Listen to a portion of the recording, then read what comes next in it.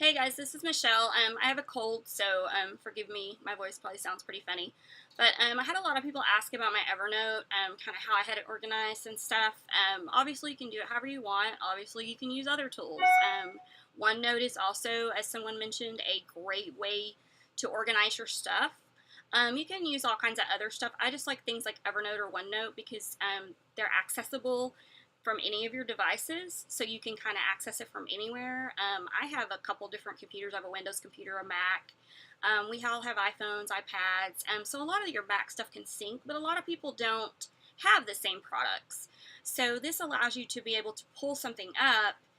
If you're talking to a friend or family member or what have you, you can easily access that information to share or just for yourself and keep it in an organized manner. Obviously, all your sites have places where you can save, just like in Facebook. I've got all these saved. What I do is kind of save my Facebook stuff that I want to, either I don't have time to read the whole thing and I want to go read into it. A lot of times I'll save stuff like if people ask about fonts, I kind of just save those so when I have time I can go back through and look at the suggestions, pull up the fonts, and kind of see if I want to download it or not, see if it's free, what have you. But that's just a good reason to save your stuff on Facebook. But putting stuff like that into Evernote when you see that it is information you want to save, such as a video, websites, and things like that, it's just a way where you can access it really easily. You can search for it because in Evernote you can use tag names like HTV, vinyl, things like that. It just makes it a little bit easier to keep everything organized, and like I said, to share things if you decide you want to share things with groups or friends or what have you. So let me go over here to my Evernote. First, let me kind of back up. Let me go to all of my notebooks just to kind of show you guys. I have tons of stuff. I probably need to clean it out. I cleaned it out a little bit later, but I had like a wedding notebook because I did a lot of my wedding crafts. So you can use this a lot for your personal, business, things like that. You can see I've got one for Facebook groups because I don't know about you guys, but I belong to so many different ones that sometimes I can't really remember the exact name or how to find it. So I kind of started making one for that. I've got important documents. In there I keep things like a copy of my son's birth certificate, a copy of his social security card, our marriage license, anything like that that I may have to access. Evernote is securely passworded, protected, so your documents should be safe. But like for me, my son's 17. I may need his social. I don't obviously have it memorized, so I can easily access that information on my phone. With the free account, you get 2 devices, so you can sync it to 2 devices without having to upgrade and pay anything. Some of the features you do have to pay like a subscription, which I do just because I use it so much and I find it's worth it. But obviously you can limit yourself to those 2 devices and the other limitations and use it for completely free.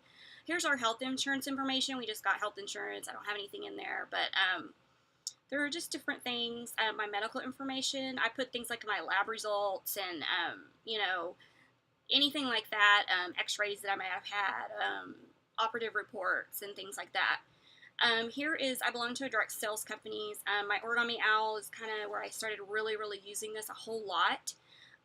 You can organize things, put all kinds of notes, just that way you can access it easily without having to log into your back office or log into Facebook or log into wherever you may be.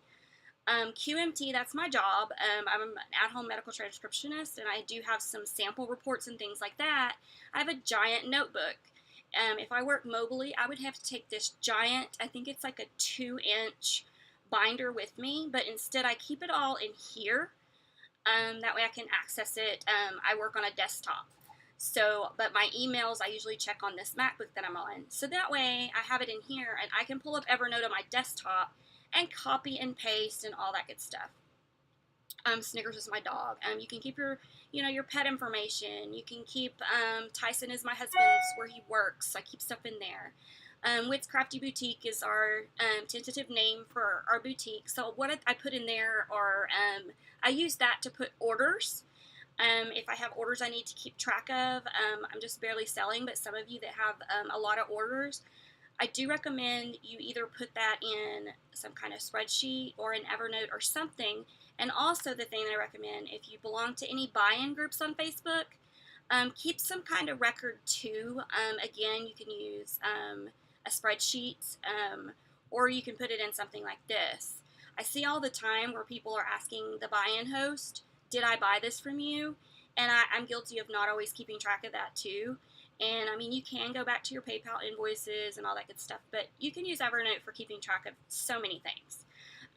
But now I'm going to go back to the crafts folder and show you kind of what I have set up.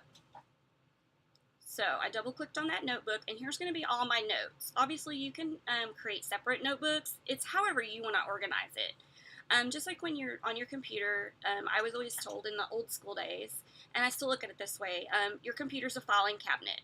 You want to organize it in the same method that you would organize your actual filing cabinet that's paper and folders and all of that good stuff. You want to kind of do the same thing with this, but it's just like a notebook. If you had a 3-ring binder and you had dividers in that binder or something like that, you want to kind of organize your Evernote notebooks the same way. There's a lot of good features they've added to over the years. I've used Evernote for years. You've got your little thing up here where you can add tags. That's where you could put things, like I said, HTV, vinyl, fonts, Samantha, anything like that that you want to tag that note for having in it so that you can easily search. Because as you see, it's got a search bar up here where you can search your notes. So that's going to help you just be a little bit more efficient. If you're like me, you're super busy. Most of us, or a lot of us crafters, you know, we're parents or we have full-time jobs and or part-time demanding jobs or all of the above. So our time is precious. So we want to just make everything easy to find. So this is kind of what I do. And like I said, this is a work in progress. But these are just some examples of some things that I have. I have how-to videos that I access.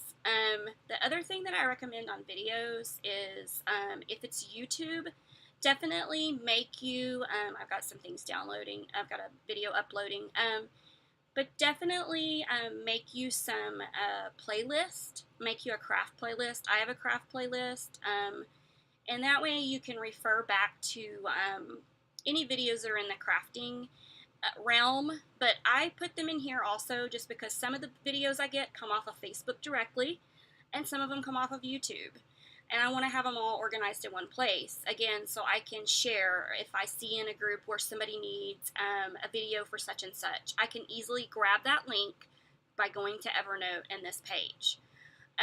So these are the ones you can see that are YouTube. This is one that came from a blog.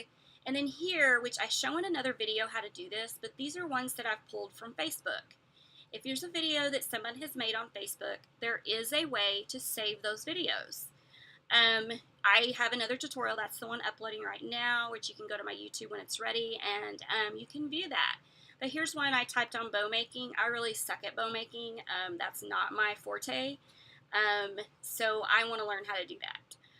So any kind of bow making that I happen to run across, I've been saving it so I can go back and look at it. Reverse weeding, here's another one, here's some more Facebook ones. So that's why I kind of keep them all here, because they aren't all on YouTube.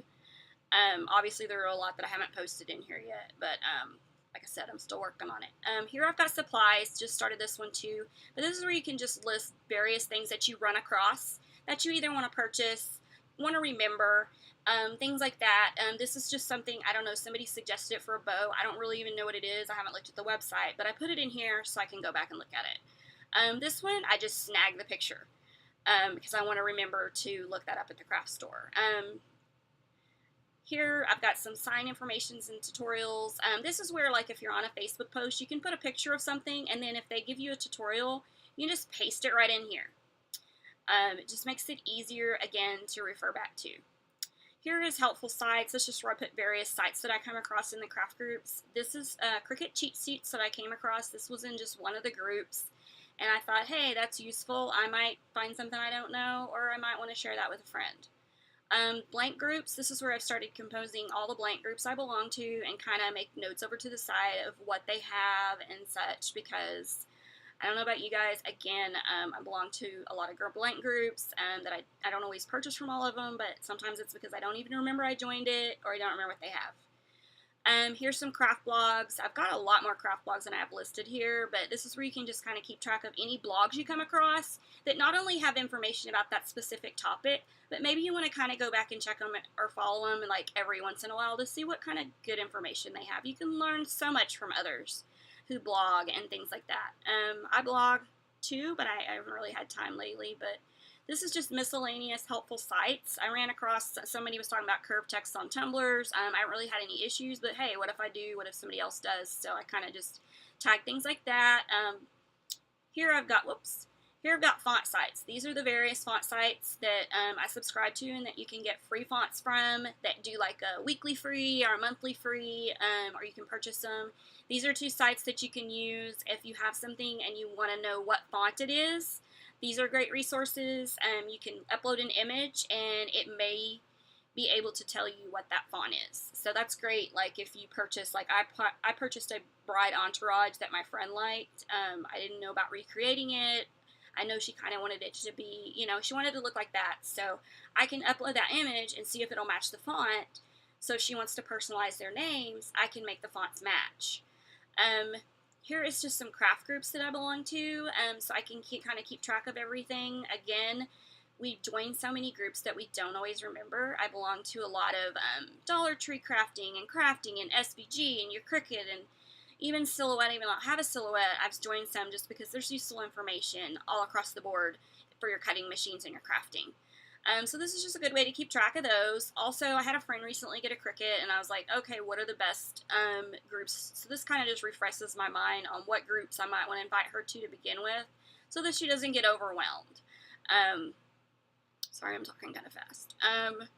SVG sites and companies. These are sites and companies that I run across where I find that they have a lot of SVGs, whether they be free or whether they be ones that purchase, that I like for inspiration and I purchase from. There are probably a lot more than this. A lot of the ones I buy for are on Etsy, and I just keep those in my favorites on Etsy. The ones that I purchase from repeatedly, I try to put in here. Again, it's a work in progress, but that's just, these are just things I recommend. Craft supply websites. These are any craft supply sites that I buy from or run across that I might want to buy from. Heat press, I don't have anything there yet, but like if you're looking forward to getting a heat press, this is just where you can kind of jot down notes on names and tips and anything to do with the heat press. Again, HTV transfers, any kind of tutorials or anything like that that want to be helpful. Glass blocks is something that I'm working on. I've done one before. I just haven't done the frosting. So this is where you might type frosting or whatever, but you can make different notes for like different things. Again, I had one for wood signs, glass blocks. You can have one for shirts. I mean, you know what I'm saying. You can personalize these however you want it. This is shirt vendors. This is just where I put places online that I find where people are buying shirts from or where I bought shirts from. For instance, my husband likes his shirts really big. He likes a 4X. So finding that in the craft store is not going to happen. So I usually order his shirts from Hanes. A lot of people get theirs from Jiffy. I'm going to try them next time. They have a lot of different brands at Jiffy, so it looks like it's a really good place to order from.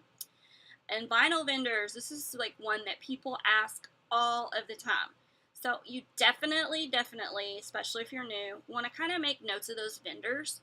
So kind of just post them in here and you can look because they all have different sales. They all have different quirks. Sign Warehouse is local to me. So if I want rolls, they don't sell like individual sheets of 651 and stuff, so you have to buy the rolls. So if it's a popular color, I began buying rolls. But you can also order it to be shipped, obviously. I just go pick it up. So that's usually my top pick. I use my craft source a lot. She's an individual. I have good luck with her. She ships priority mail. I generally buy my sheets from her. Craft Vinyl is the knit guy that everybody, you have to follow his rules. I had my first order from him. It actually shipped really quickly. Just follow his rules. That's the only advice I have, and that's the advice I took. He was having a sale, and I just thought, nah, I'll try it. There were some that I didn't need immediately, because like one of his things is don't expect it to ship within 10 days. Mine did ship like within a couple days. So at Christmas, that was really amazing, but you can't count on that. So if you need your vinyl like that week, don't order from him, and don't message him. He'll just cancel your order. That's what I've heard, and he even says that. So, but again, you can just put all these different things in here. If it's places I want to check out later, and like I said, check their sales, I just post them in here for future reference. But that's just kind of what I have. Like I said, you organize yours however you want to organize it. Again, think of it as a notebook, and how would you divide your notebook? What kind of dividers would you put in it? What would you title them? Things like that. You can break it down however simple or broad you want to. So like I said, I gave you some examples of things that you can use. I'm kind of going through them again just so you can look if you need to jot them down or anything. But again, these are just what works for me. But hopefully they gave you a little bit to brainstorm with and give you some ideas of how to organize your notebook. And again, whether this be on OneNote here or whether you prefer to write things down, maybe this gave you some ideas. Some people just prefer the old school writing it down. I do that with some things too, but I use something like Evernote just because I'm an electronics girl. I have an iPad, I have an iPhone, I have a Surface Pro, I have a desktop Windows computer, and I have a MacBook. Um, my stepson, I used to work at Best Buy, so I had won a Chrome box. So he has a Chrome box. If I want to go to his Chrome box, or if I want to go to my in-laws' house and use their computer, I can log in and pull up my Evernote on evernote.com and access any of that information from wherever I'm at, as long as I have the internet. And you can even get it offline if you do one of the paid subscriptions. So anyway, happy organizing, and I hope this helped. If it helped at least one or two of you, then it was totally worth it. So I got to get back to work, and y'all have a good day and happy crafting.